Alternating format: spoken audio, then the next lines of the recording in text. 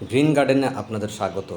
আপনি যদি নতুন দর্শক বন্ধু হয়ে থাকেন তবে আমাদের চ্যানেলটি সাবস্ক্রাইব করে আমাদের পাশে থাকবেন এবং নতুন আপডেট পেতে পাশে থাকা বেল আইকনটি অবশ্যই প্রেস করবেন। আজকে ছাদ বাগানে নাক চাপা বা চম্পা ফুল বা থাই চাপা কী করে ঝোপালো করা যায় সেই উপায়ে আপনাদের আমি শেয়ার করব।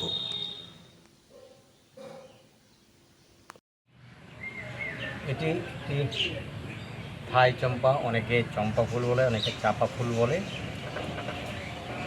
তো এই থাই চম্পা বা চাপা ফুল বা এই ফুলগুলো বিভিন্ন কালারের হয়, সাদা, গোলাপি, এগুলো কালার হয়ে থাকে।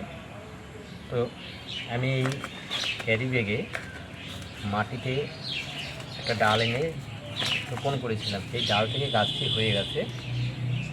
তো গাছ থেকে আমি আজকে ফাইনাল পটিং করব। ভিডিও ফাইনাল পটিং আরও অনেক আগেই করতে হতো। ফাইনাল পটিং করে ডোগাটা ভেঙে দিতে হতো ঝাঁকালো করার জন্য, কিন্তু আমার দেরি হয়ে গেছে, তো আজকে করছি।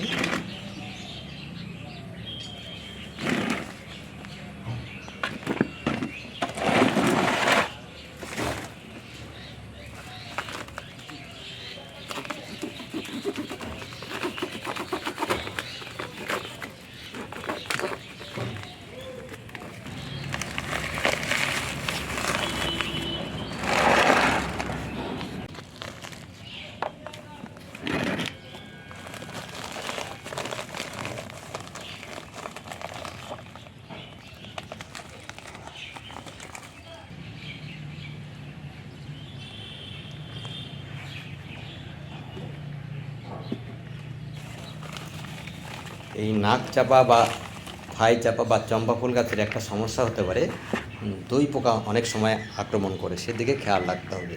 দই পোকা ধরলে প্রথমেই হাত দিয়ে মেরে দিতে হবে বা যে কোনো কন্ট্যাক্ট বেস কীটনাশক স্প্রে করলেই হয়ে যাবে।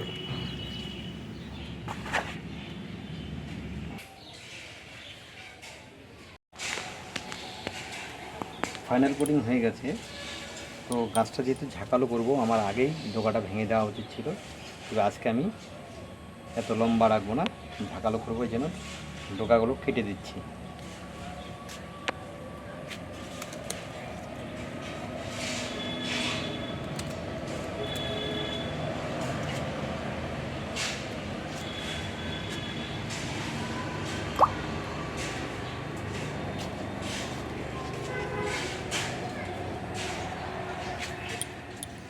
ছাদ বাগানে এই নাক চম্পা বা চাপা ফুলটা অনেকটাই লম্বা হয়ে গেছে। যদিও ডগাটা আরও আগে কেটে দিতে হতো, তাহলে আরও আগে থেকেই ঝোপালো হতো।